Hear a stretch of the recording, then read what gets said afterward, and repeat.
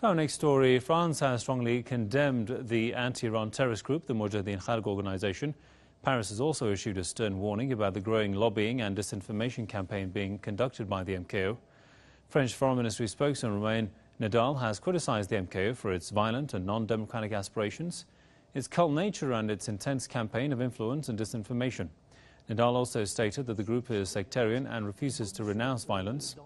France hosted the MKO for many years until the European Union declared it a terrorist organization, which eventually forced France to ban the group. The terrorist group has assassinated many Iranian officials and killed many other Iranian citizens since the victory of the Islamic Revolution in 1979. The MKO also joined forces with former Iraqi dictator Saddam Hussein during his war against Iran in the 1980s and also helped Saddam in his domestic campaigns of repression in Iraq. Well, for more on this, let's go to Washington and talk to Dr. Webster Tarpley, author and historian. Welcome, sir. Dr. Tarpley, the terrorist group has been active in France for years, and the French government has been aware of their tactics and activities all these years. I mean, but this statement by the Élysée just recently is somehow unprecedented. Why now? Well, there is a certain history of this. Back in 1986, a year when there were lots of bombs in the Paris subway, Jacques Chirac essentially kicked the Mujahideen Khalq, known in the U.S. primarily as MEK. The MEK were kicked out, but they attempted to make various comebacks. And in 2003, there was a roundup of MEK that was piloted by Sarkozy, the interior minister, who was on his way to becoming the premier. I'm afraid that the attempt of the French to get rid of these people was aborted in about 2009 when the European Union said, no, now you've got to be nice to them. And probably the worst thing is Hillary Clinton in September 2012 took the MEK, Mujahideen Khalq, off the terror list, which was, of course, a mockery.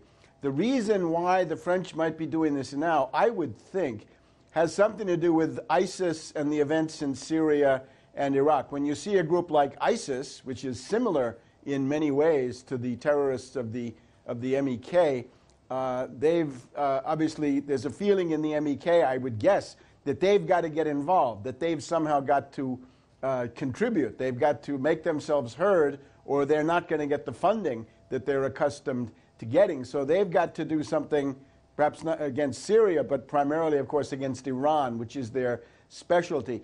And if you look at that bombing, for example, the Jewish Museum in Brussels, that is tied to the ISIS in a number of ways. That might have frightened the French authorities so much that they've decided to start staking the ground for some measures against the MEK. And of course, how much is there the threat that the West in general, and of course some countries in particular like France and the United States, might experience what is happening in the Middle East on their own soil? Well, it's of course extremely dangerous. And the thing that the French point to, I think it shows the insidious methods that MEK has. It's a very sinister group, but here's what they're expert in. They buy officials. They essentially bribe them, I guess most people would say. The form that it took here in the U.S. was they would hold conferences and they would offer speaking fees to a lot of very important intelligence community type officials. And these speaking fees were astronomical. Of course, the money was coming from the U.S. taxpayer. It was a way to recycle U.S. taxpayer money into the pockets of some of these corrupt officials.